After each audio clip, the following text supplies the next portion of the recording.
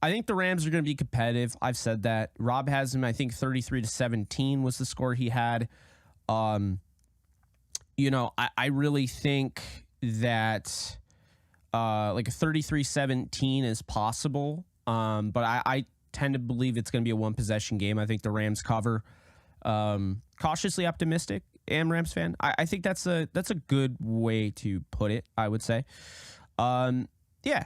I mean, I think that's definitely a good way to put it. I think being cautiously optimistic, you don't want to be, too overboard. You don't want to go too overboard and say, oh yeah, this team going to do this and, they're going to prove everyone. We don't know. We really don't know.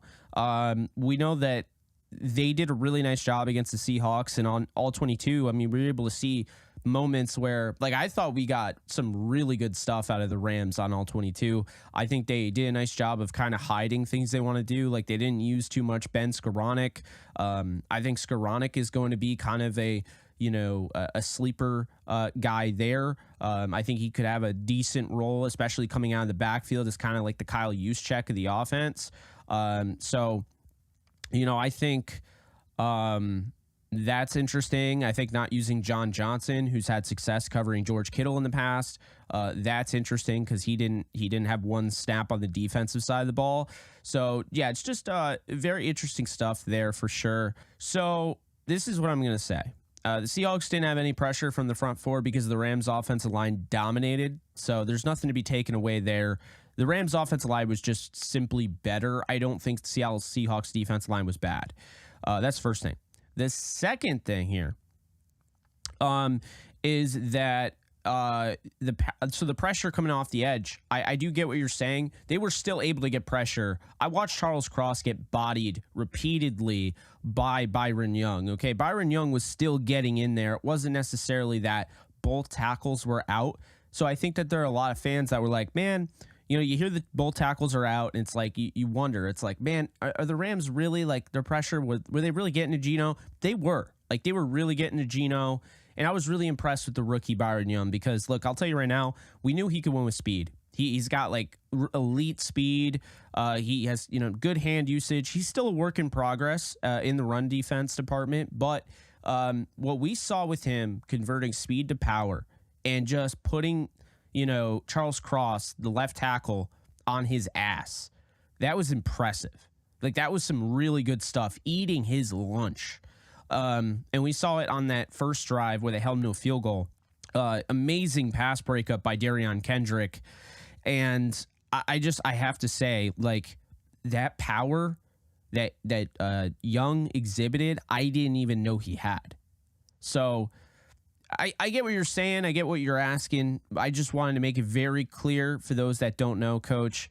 Like, at the end of the day, this Rams team just beat the crap out of Seattle. It had nothing to do with injuries. It was not close. They did not take the Rams seriously. We went over it in all 22. I broke it down last night. The Seattle Seahawks did not take the Rams seriously. Pete Carroll did not prepare for that team the way he should have. They looked unprepared. They looked like they did not take them seriously. As soon as Cooper Kupp went down, they were like, okay, they're not going to throw the ball. They're going to try to run it a bunch of times at Cam Akers. So we're going to sell it to stop the run. And they did. They stopped the run. They did a great job of that. That's what happens when you focus entirely on stopping the run. I also think there's a tell. And I've seen people say this in the comments section, but I've been saying it for a while. I said it last year with Darrell Henderson. When Henderson's in there, he can pass protect. He can catch out of the backfield. He can run the ball. Teams were giving him more lighter boxes. But when Cam Akers is in there, now teams are stacking 8 and 9 in the box. And the reason I say that is because Cam Akers, whether he is capable of it or not, I believe he is. So this is not me hating on him.